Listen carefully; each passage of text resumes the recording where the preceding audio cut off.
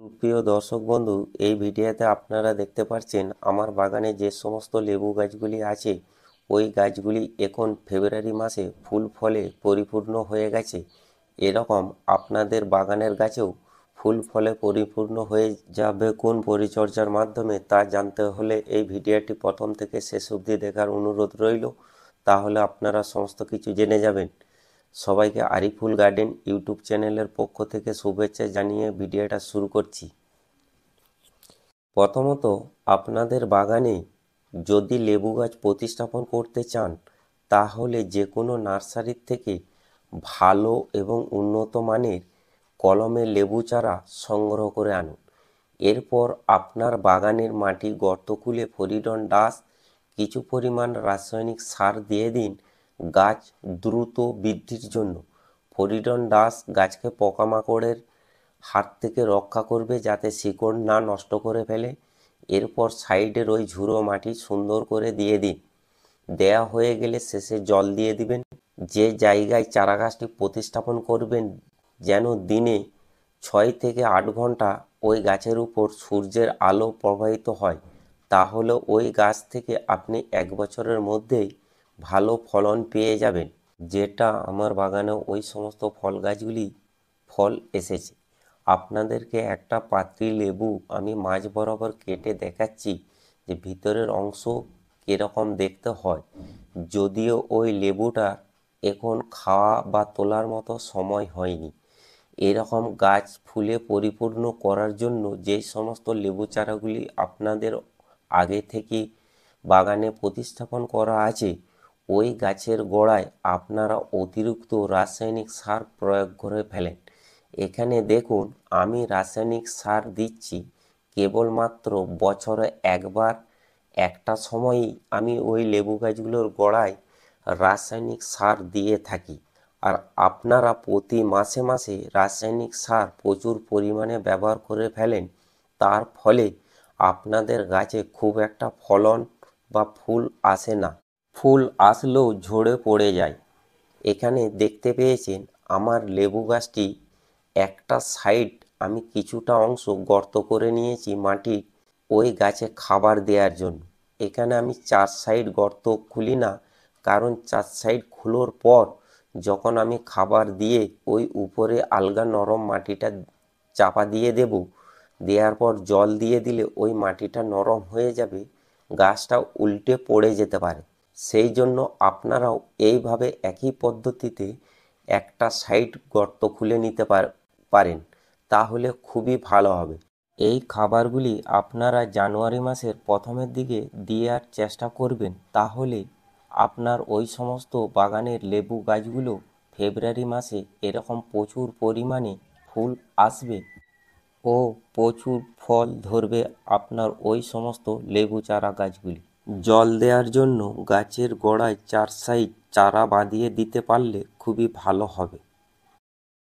এখানে দেখুন আমার পাতিলেবু গাছটি কলমে বাঁধা আছে। এই গাছটির গোড়ায় আমি এখন রাসায়নিক সার প্রয়োগ করব, যেটা একটুকু আগে অন্য গাছে দিচ্ছিলাম, এখন এই গাছটির গোড়ায় দিচ্ছি।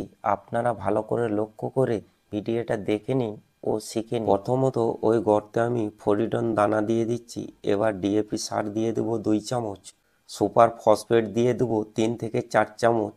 আমার এই বাগানের গাছটির বয়স হচ্ছে 4 থেকে 5 বছর, তাই আমি এই পরিমাণে খাবার দিতেছি।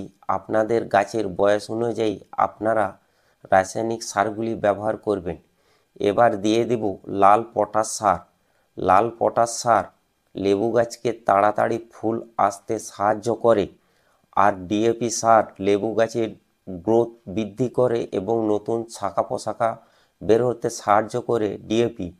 আর ফরিডন দানা দিয়ে দিলাম, ওটা হচ্ছে গাছের কীটনাশক ঔষধ।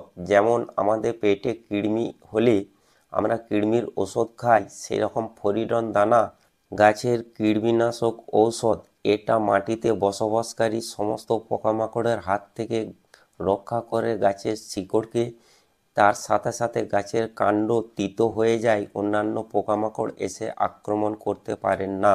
এরপরে রাসায়নিক সারের পরিবর্তে আপনারা গাছে জৈব সার প্রয়োগ করতে পারেন, তাহলে গাছের পক্ষে খুবই ভালো হবে, বরং গাছের কোনো ক্ষতি হবে না। জৈব সার কীভাবে নিজে বাসা বাড়িতেই তৈরি করে নেবেন একটুকু দেখে নিন বা শিখে নিন ভালো করে। প্রথমে শুকনো কলার খোসা, হাড়কুচি, ডিমের খোলা, সরিষা খোল এই 4টি খাবারকে একত্রিত মিশিয়ে একটি ভালো রকম জৈব খাবার তৈরি করে নেবেন।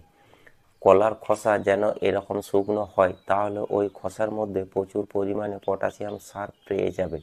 এরপর লেবু গাছে ভিটামিন ঔষধ হিসাবে মিরাক্কুলাম ব্যবহার করতে পারেন। মিরাক্কুলাম ঔষধ লেবু গাছের পক্ষে খুবই একটা উপযোগী ভিটামিন ঔষধ।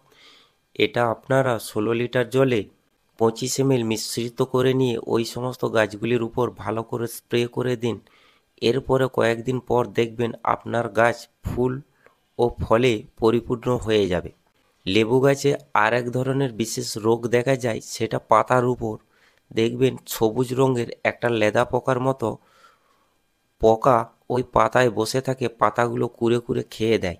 ওই সমস্ত পোকাগুলো পাতা খেয়ে খেয়ে গাছকে ন্যাড়া করে ফেলে। ওই পোকাগুলো দমনের জন্য ডাইমিথাইস বা ইনসেক্টিসাইডের গ্রুপের যে কোনো একটা ঔষধ আপনারা 16 লিটার জলে 25 ml মিশ্রিত করে নিয়ে গাছের উপর স্প্রে করুন। ওই পোকামাকড়ের হাত থেকে গাছ রেহাই পাবে এবং গাছের পাতা চিরসবুজ থাকবে। এখানে আরেকটা সতর্কবার্তা বলে রাখি, যদি আপনার লেবু গাছে ফুল পরিপূর্ণ থাকে তাহলে এর ডাইমিথাইস বা ইনসেক্টিসাইডের গ্রুপের ওষুধ স্প্রে করলে 16 লিটার জলে আপনারা 15 ml দিবেন, তা না হলে ফুল ঝরে পড়ে নষ্ট হয়ে যেতে পারে। এইভাবে পরিচর্যা নিতে পারলে ঠিকঠাকভাবে এরকম আমার মতন আপনাদের বাগানের সমস্ত লেবু গাছগুলি এরকম ফলে ভরে উঠবে, আপনি লাভবান হবেন। ভিডিওটা যদি আপনাদের পছন্দ বা ভালো লেগে থাকে তাহলে কমেন্টে থ্যাংক ইউ জানাবেন এবং লাইক দিয়ে সাপোর্ট করবেন। চ্যানেলে নতুন বন্ধু এসে থাকলে চ্যানেলটিকে সাবস্ক্রাইব করে পাশে থাকা বেল আইকনটি অন করে দিবেন। গার্ডেন সম্পর্কে অন্য কোনো কিছু ভিডিওর প্রয়োজন বা মতামত থাকলে সেটা আপনারা কমেন্টের মাধ্যমেই আমাকে জানানোর চেষ্টা করবেন।